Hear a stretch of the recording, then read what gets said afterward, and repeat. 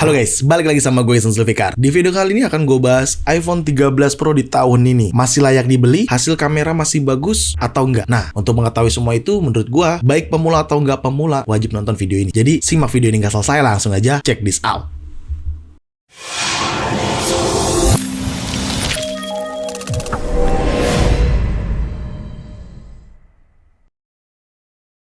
Ya, di tangan gue sudah ada iPhone 13 Pro, di mana iPhone ini sudah dirilis sejak September tahun 2021 lalu. Nah, seberapa layak iPhone 13 Pro ini dibeli di tahun ini? Sebelum gue jelasin panjang lebar, gue mau jelasin spesifikasi terlebih dahulu. Oke, iPhone 13 Pro yang sama gue ini ada di warna Sierra Blue. Dia memiliki 5 varian warna, yaitu Sierra Blue, Graphite, Gold, Silver, dan Alpine Green. Tapi yang sama gue ini warna Sierra Blue. Warna yang menjadi identitasnya 13 Pro, yaitu Sierra Blue. Karena di era itu memang yang pertama kali diperkenalkan warna Sierra Blue ini. Lalu iPhone 13 Pro ini memiliki display di 6,1 inch dengan spesifikasi Super Retina SDR display dan sudah menggunakan ProMotion 120 Hz alias sudah memiliki refresh rate di 120 Hz. Tentunya dengan desain body yang masih menggunakan stainless steel dengan tekstur matte glass back-nya, dan tentunya di bagian sini masih menggunakan ring atau silent switch, belum action button. Ya iyalah, action button kan baru di 15 Pro series aja. Dibekali juga dengan spesifikasi chipset untuk iPhone 13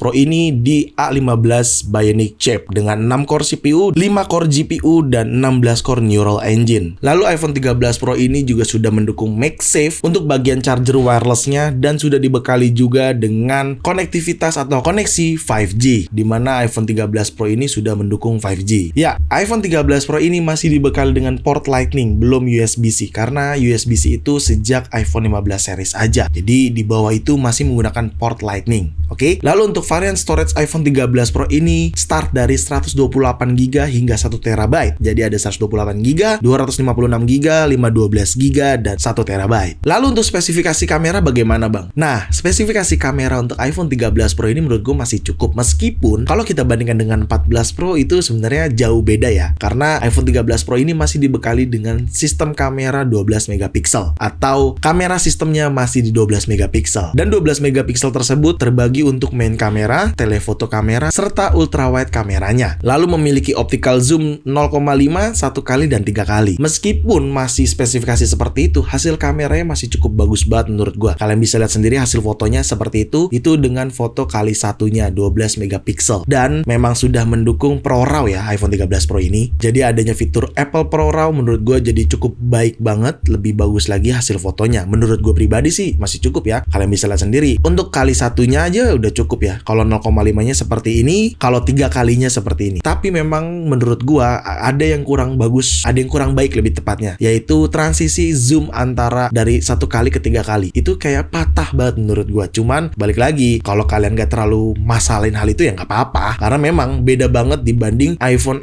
yang sudah 48 megapiksel seperti 14 Pro dan 15 Pro series gitu ya. Karena transisi zoom itu jauh lebih baik daripada iPhone 13 Pro ini menurut gua. Lalu untuk hasil foto portrait mode-nya juga masih bagus banget menurut gua untuk kamera belakangnya. Meskipun masih 12 megapiksel, tapi hasilnya masih cukup lah, yaitu karakter iPhone 13 Pro seperti itu gitu ya. Berbeda jauh kalau kita bandingkan dengan hasil 15 Pro. Cuman ya nantilah untuk comparan antara 15 Pro dengan 13 Pro gue pisah aja videonya. Tapi untuk hasil foto menurut gua masih sangat cukup banget meskipun hanya dibekali 12 megapiksel. Baik hasil foto biasa, portrait mode-nya menurut gua masih sangat bagus banget sih. Lalu untuk spesifikasi videonya juga sudah baik banget ya, dengan spesifikasi 4K video yang mendukung 60 fps. Hasil videonya juga bagus banget menurut gua, smooth juga. Kalian bisa lihat di situ hasil videonya. Gua rasa masih oke lah untuk teman-teman yang konten kreator. Kalau nonton video ini mau bikin video Reels, TikTok, atau bahkan YouTube sekalipun, hasil video dari iPhone 13 Pro masih sangat baik banget sih untuk digunakan. Dan gue lupa sampein, dari hasil foto dan video sama-sama mendukung makro foto dan makro video. Jadi lu bisa banget ngedeketin objek yang kecil untuk mendapatkan hasil foto makro ataupun video makro. Kalian bisa lihat sendiri hasilnya seperti itu, oke? Dan yang paling terpenting di iPhone 13 Pro ini, videonya ini mendukung cinematic video. Jadi rasanya enak banget kalau lu mau bikin footage video yang belakangnya bokeh atau belakangnya ngeblur. Ya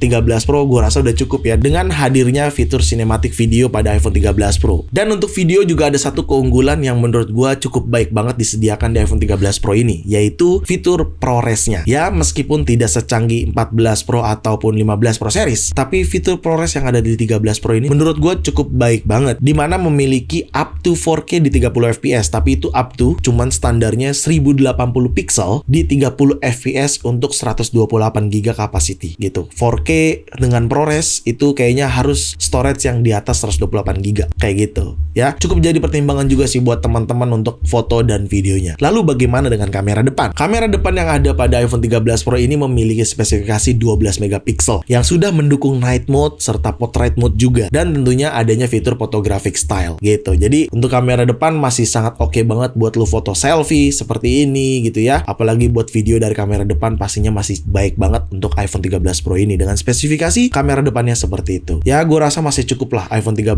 Pro di tahun ini secara spesifikasi kamera belakang ataupun kamera depan, videonya juga masih sangat cukup banget menurut gue pribadi. Tapi memang kalau misalkan kita bandingkan dengan seri-seri terbarunya seperti 14 Pro ataupun 15 Pro, ya lumayan ya jaraknya ya. Karena kan 14 Pro itu sudah mendukung 48 megapiksel gitu kan. Apalagi 15 Pro ya kan, berbeda banget gitu. Tapi bukan berarti 13 Pro tidak layak digunakan atau tidak layak dibeli di tahun ini. Menurut gue masih sangat baik banget sih. Cukup banget untuk mendukung produktivitas teman-teman. Apalagi untuk updatean iOS juga masih mendukung ya. Mungkin 2 atau 3 tahun yang akan datang baru nggak didukung lagi. Atau 4 tahun bahkan. Yang nggak ada yang tahu. Tapi menurut gue ini masih sangat cukup banget sih digunakan untuk 2-3 tahun yang akan datang. Lalu kesimpulan dari video ini, iPhone 13 Pro masih layak dibeli di tahun ini? Masih layak menurut gue pribadi. Jadi buat teman-teman yang masih menggunakan iPhone 11, iPhone X, atau iPhone XS, atau bahkan iPhone 8 sekalipun, kalau memang ada rezeki pengen upgrade iPhone, nggak apa-apa banget beli iPhone 13 Pro karena masih sangat mendukung banget buat kegiatan sehari-hari kalian. Gue yakin banget sih. Apalagi layarnya sudah 120 Hz refresh rate atau promotion. Hasil kameranya bagus apa enggak? Ya tadi udah gue jelasin. Secara hasil masih sangat bagus banget, masih sangat cukup banget buat kalian ambil foto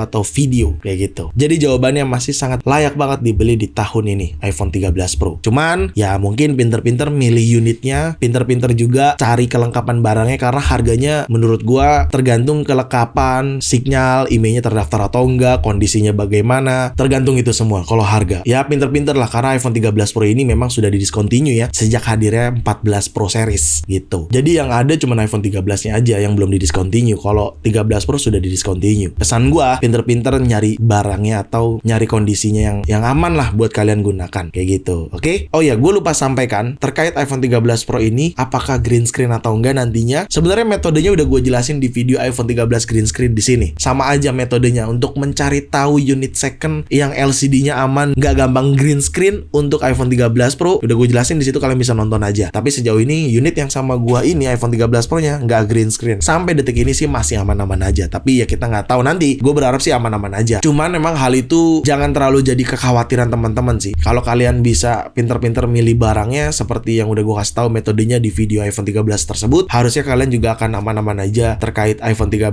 Pro yang green screen gitu. Ya udah, itu aja mungkin dari gue ya untuk terkait iPhone 13 Pro dibeli di tahun ini. Segitu aja video kali ini, semoga sangat bermanfaat buat teman-teman semua. Jangan lupa untuk like video ini, share video ini ke sosial media kalian, ke grup WhatsApp, ke grup TikTok, ke grup apapun. Kalian share aja sebanyak-banyaknya dan pastikan kalian mendukung channel ini dengan cara mensubscribe channel ini. So, see you next video. Bye-bye.